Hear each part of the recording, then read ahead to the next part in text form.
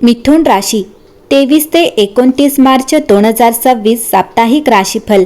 मिथुन राशी मार्चचा चौथा आठवडा हा तुमच्यासाठी फायदेशीर ठरू शकतो, कारण या आठवड्यातील ग्रहस्थितीनुसार शनी, शुक्र आणि सूर्य मीन राशीत असून त्यामुळे त्रिग्रही शुक्रादित्य योग तयार झाला आहे। मंगळ, बुध आणि राहू मीन राशीत आहेत, गुरु मिथुन राशीत आणि केतू सिंह राशीत असणार आहे। अशा परिस्थितीत जाणून घेऊया मिथुन राशीसाठी हा आठवडा कसा असेल। मिथुन राशी, तुमच्या आयुष्यातून तणाव कमी होत आहे। येणारा आठवडा आशावाद, आनंद, लोकप्रियता, प्रेमसंबंध आणि सामाजिक आनंदाने भरलेला असेल। वरिष्ठ अधिकारी अजूनही तापट आणि अधीर आहेत, त्यामुळे त्यांना थोडी सवलत द्या। आता तुम्ही पुढे जाण्यासाठी मोकळे आहात। विशेषतः करिअरच्या क्षेत्रात एक आकर्षक स्त्री तुम्हाला मदत करू शकते। कदाचित तुमची ओळख एका फायदेशीर सामाजिक गटाशी किंवा क्लबशी करून देऊ शकते। पुढील 13 वर्षांसाठी तुमचे संपूर्ण सामाजिक वातावरण बदलेल।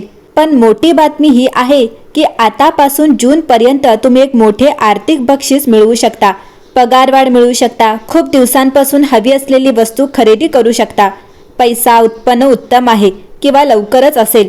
रविवारी शांत राहा, विश्रांती घ्या, चिंतन करा आणि योजना आखा। कदाचित एखादी निरुपयोगी प्रेरणा मिळेल। सोमवारी मंगळवारी तुमची ऊर्जा आणि आकर्षण उच्च असेल। इतरांना प्रभावित करा, कामे पूर्ण करा, पण सोमवारी दुपारपासून ते मंगळवारी पहाटेपर्यंत सावधगिरीने वागा, विशेषतः जर वरिष्ठ पाहत असतील तर। बुधवारी किंवा गुरुवारी पैशांचा पाठलाग करा, खरेदी विक्री करा, वाचा किंवा एखाद्या सामान्य प्रिय व्यक्तीला मिठी मारा। बुधवारी दुपारनंतर येथे प्रचंड नफ्याची शक्यता आहे। शुक्रवारी शनिवारी प्रवास, कागदपत्रे आणि व्यवहारपत्र असेल। चांगली प्रगती होईल, पण शुक्रवारी दुपारनंतर थोडी चिंता किंवा एखाद्या हट्टी व्यक्तीला टाळा। मिथुन राशी, या आठवड्यात तुमचे आरोग्य साधारण ठीक राहील, पण काही लहान सहान त्रास डोकं वर काढू शकतात। सुरुवातीला अंगात थोडा थकवा आणि अशक्तपणा जाणवू शकतो। कामाचा ताण जास्त असल्यामुळे शरीरावर परिणाम होऊ शकतो। वेळेवर झोप न घेतल्यास डोकेदुखी किंवा चिडचिड वाढू शकते, त्यामुळे झोप पूर्ण घेणं खूप गरजेचं आहे। पोटाशी संबंधित त्रास जसं की ॲसिडिटी, अपचन किंवा गॅस होण्याची शक्यता आहे, त्यामुळे बाहेरचं खाणं टाळा। घरचं हलकं आणि पौष्टिक अन्न घ्या। पाण्याचं प्रमाण वाढवा, नाहीतर शरीरात उष्णता वाढू शकते। मानसिक ताणही जाणवू शकतो, त्यामुळे स्वतःला थोडा वेळ काढणं आवश्यक आहे। ध्यान, प्राणायाम किंवा हलका व्यायाम केल्यास खूप फायदा होईल। मोबाईलचा वापर कमी करा, विशेषतः रात्री उशिरापर्यंत जागणं टाळा। ज्यांना जुने आजार आहेत त्याने औषध वेळेवर घ्यावीत।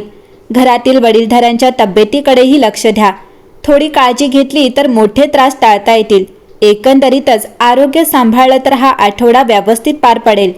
कौटुंबिक जीवनाच्या बाबतीत घरात या आठवड्यात सकारात्मक वातावरण राहण्याची शक्यता आहे। कुटुंबातील सदस्यांमध्ये समजूतदारपणा वाढेल। एखादं शुभ कार्य किंवा आनंदाची बातमी घरात येऊ शकते। जुन्या वादांचा निकाल लागण्याची शक्यता आहे। आई वडिलांशी संवाद वाढेल आणि त्यांच्या सल्ल्यामुळे तुमच्या काही अडचणी सुटतील। भावंडांशी थोडेफार मतभेद होऊ शकतात, पण ते जास्त काळ टिकणार नाहीत। घरात एखादी नवीन वस्तू खरेदी करण्याचा विचार होईल। धार्मिक कार्यात सहभाग घेण्याची संधी मिळेल। पूजापाठ किंवा मंदिर भेट यामुळे मन शांत राहील। तुम्ही कुटुंबासाठी वेळ दिलात तर नातेसंबंध अधिक घट्ट होतील, मात्र छोट्या गोष्टींवरून रागावणं टाळा। संयम ठेवा आणि प्रत्येकाची बाजू समजून घ्या। घरात हसत खेळत वातावरण ठेवलं तर सगळे आनंदी राहतील। कुटुंबाचा आधार या आठवड्यात तुमच्यासाठी मोठी ताकद ठरेल। शिक्षणाच्या बाबतीत विद्यार्थ्यांसाठी हा आठवडा मेहनतीचा आहे। सुरुवातीला अभ्यासात लक्ष केंद्रित करणं थोडं कठीण जाईल, पण भटकण्याची शक्यता आहे।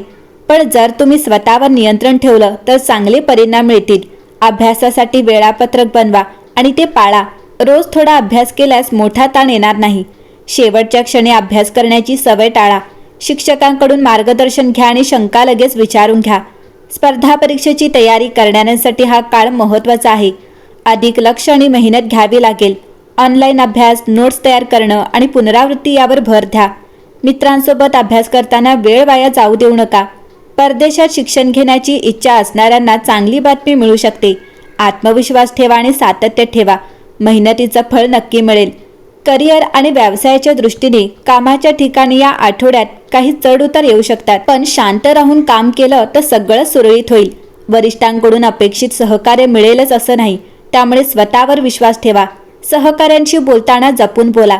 नाहीतर गैरसमज होऊ शकतात. नवीन जबाबदाऱ्या मिळण्याची शक्यता आहे. सुरुवातीला त्या कठीण वाटतील, पण पुढे जाऊन त्यातून फायदा होईल. व्यवसाय करणाऱ्यांसाठी हा आठवडा नवीन संधी घेऊन येईल. नवीन ग्राहक मिळू शकतात. गुंतवणूक करताना घाई करू नका. नीट विचार करूनच निर्णय घ्या. भागीदारीत काम करत असाल तर कागदपत्र नीट तपासा. अनुभवी लोकांचा सल्ला घेतल्यास फायदा होईल. मेहनत आणि संयम ठेवलात तर करिअरमध्ये प्रगती निश्चित आहे. आर्थिक स्थितीत पाहता पैशांच्या बाबतीत हा आठवडा थोडा जपून चालण्याचा आहे.